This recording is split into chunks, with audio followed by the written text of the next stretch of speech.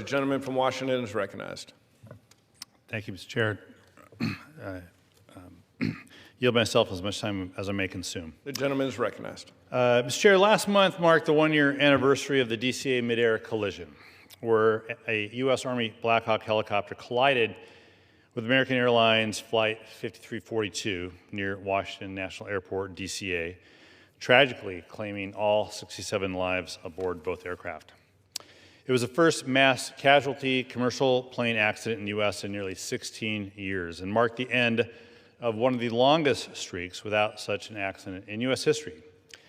This devastating accident is a stark reminder that we have to remain vigilant in our pursuit of aviation safety. More can always be done to make air travel safer. We owe it to the victims, to their families, and to the flying public to leave no stone unturned and to learn every lesson we can. I want to thank the friends and the families of the victims. Their presence keeps loved ones' memories alive, and their advocacy reminds us to focus on this unwavering pursuit of improving aviation safety. After the DCA accident, the National Transportation Safety Board started its thorough investigation, and like every accident, the House waited for the NTSB's final report and recommendations. Now, we do that deliberately to give the agency's investigators the room to pursue every lead, vet every theory, especially when it comes to complex accidents, and this patience proved to be prudent. For instance, the hypothesis that ADS-B coupled with the right interface could have given more warning was in fact correct. However, some of the NTSB's initial theories about ADS-B out usage were ultimately not included as part of the probable cause. Allowing NTSB investigators to pull on threads and test their theories is important.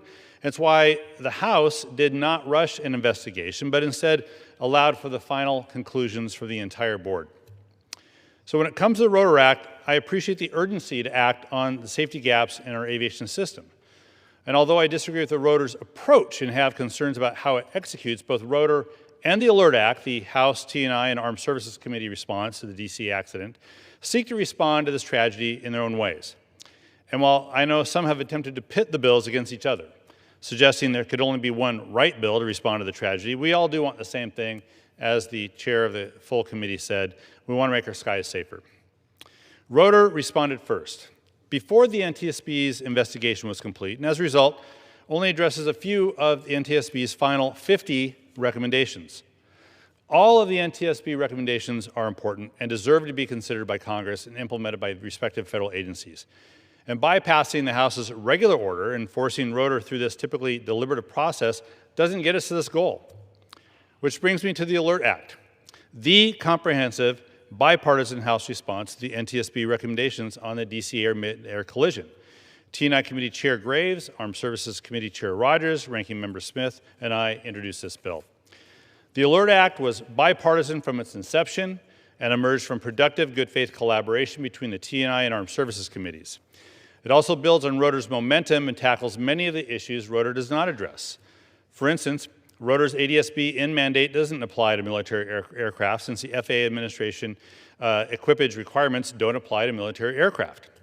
The Alert Act does. The House T&I Committee purposely partnered with the House Armed Services Committee to make sure both the FAA and the Department of Defense have strong ADS-B requirements. The DCA mid-air tragedy involved both the FAA and the DoD. Consequently, the solution needs to involve both of the committees. Through that partnership, the Alert Act is truly comprehensive. It works to address all 50 recommendations. Now, the excellent work of the NTSB investigators provided a thorough report that identified many, not just one, goal which Congress has to now pursue. The Alert Act is the necessary response and narrowly focuses on the NTSB recommendations. Each provision can be tied to one or more of the NTSB recommendations and corresponding findings. To the critics of Alert, I just say that legislating is a collaborative process. A bill is introduced as a draft until it's passed, and until then, all feedback is welcome. Upon introduction, we immediately requested that the NTSB and FAA provide feedback, and we have solicited stakeholder input from many folks to ensure that we get Alert's swift implementation. And we're still getting feedback. The Alert Act works to address all of NTSB recommendations. These recommendations deserve full consideration by Congress. In the meantime, the Rotor Act and the vote before us this week addresses just a small percent of these recommendations. Now, the NTSB has nearly 200 outstanding aviation recommendations dating back to the year 2000. If Rotor passes as is, all we're doing is adding 45 or more recommendations to this long list that Congress has already not acted on. If the Speaker can in fact promise the Senate that the Senate gets a vote on their bill and only partially addresses the tragedy, then I certainly hope that the Speaker's office can promise a floor vote on the one bipartisan Joint Committee House bill that comprehensively addresses all of the issues. With that, I reserve the balance of my time. The gentleman reserves.